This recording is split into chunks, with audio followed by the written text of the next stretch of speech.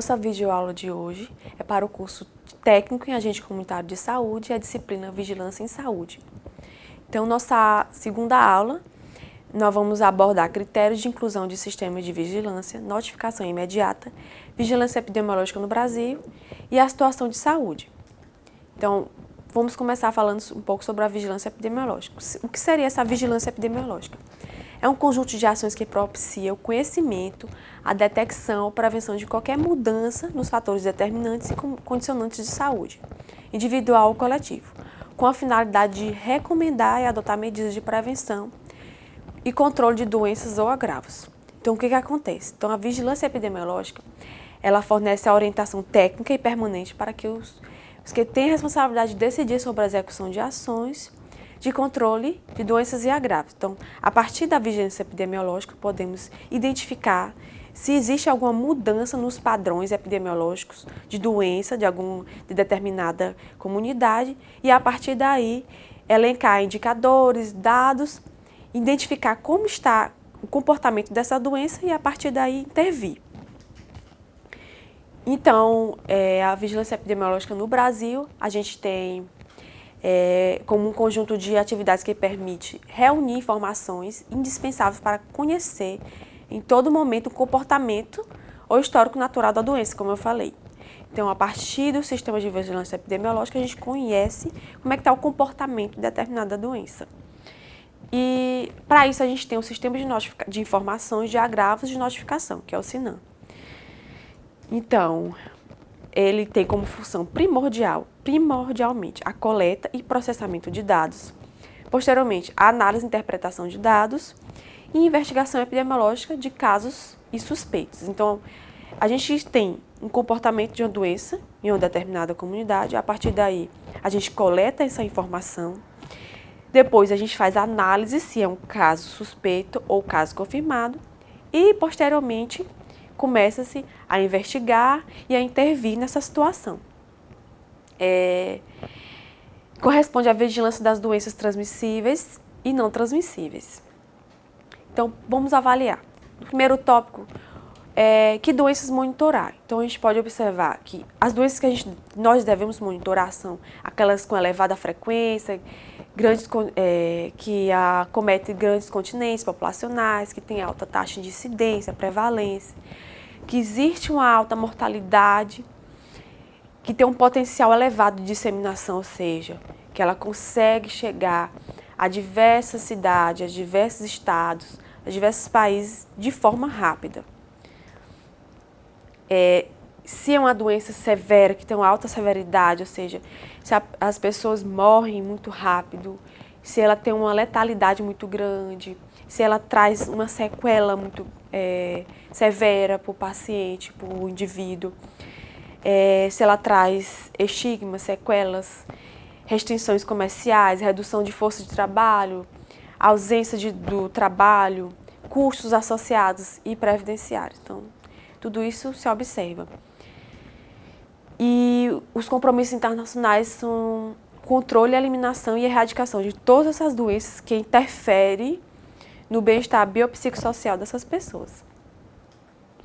Então, em caso de epidemias, surtos e agravos inusitados à saúde, ocorrem com situações emergenciais, notificação imediata de todos os casos suspeitos, delimitar a área de ocorrência daquela doença, elucidar o diagnóstico e medidas de controle aplicáveis. Então, o que acontece? Quando a gente tem situações de surto, ou seja, aquela doença ela se expandiu de forma muito rápida, que ocasionou situação de emergência, é importante notificar, identificar a área, delimitar e elencar medidas de controle, para que aquela situação não se dissemine para os macrocenários. Então, como a gente pode ver pelo nosso slide, temos uma portaria 104 de 25 de janeiro de 2011, que define as terminologias adotadas em legislação nacional de regulamento sanitário internacional, a regulação das doenças e agravos e eventos de saúde pública de notificação compulsória em todo o território nacional, estabelece fluxo, critérios, responsabilidades e atribuição aos profissionais e serviços de saúde. Então, como a gente pode observar, a nossa lista todas as doenças de notificação compulsória que devem ser observadas pelo slide. Então, como notificar? Então, lá no serviço de saúde tem uma lista que você preenche e você notifica. Se for um indivíduo, você notifica o indivíduo, se for surto, se for uma doença específica. Então, cada doença tem uma lista de notificação específica e tem algumas que não tem. Então, é só preencher a lista. Então, é o modelo de ficha de notificação.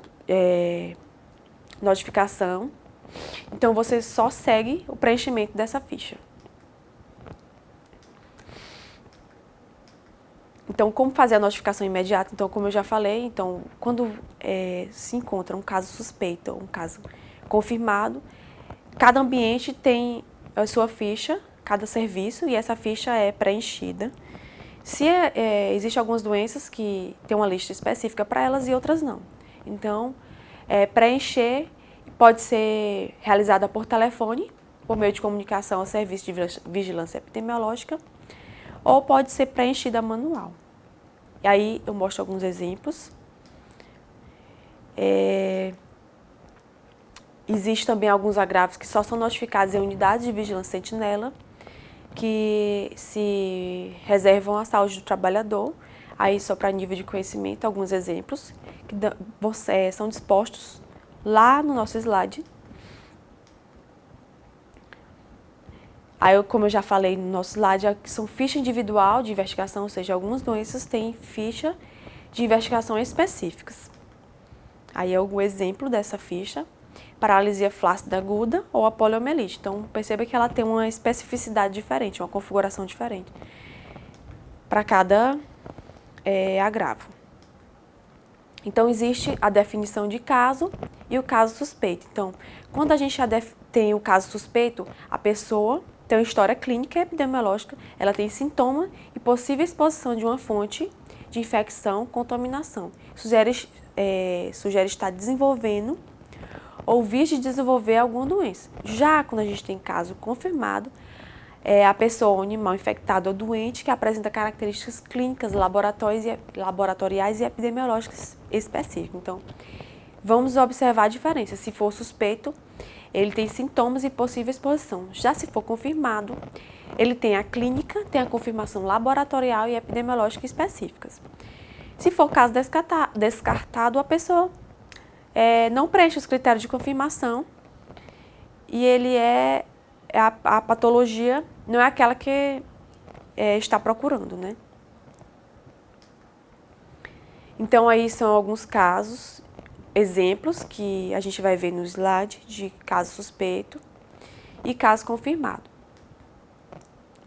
E temos a vigilância da situação de saúde. Então, a situação de saúde desenvolve ações de monitoramento contínuo, lá dentro do país, no estado, na região, no município, no território, por meio de estudos e análises que revelam o comportamento dos principais indicadores de saúde, priorizando as questões relevantes e contribuindo para o planejamento de saúde mais abrangente. O que acontece? A partir da vigilância em saúde, a gente tem o monitoramento da situação de saúde a partir daqueles indicadores lá elencados inicialmente, na nossa primeira videoaula. São indicadores, dados, índices, no qual a gente consegue visualizar a situação de saúde, os indicadores de saúde e, a partir daí, intervir no problema. Então, essas são algumas de nossas referências. Muito obrigada.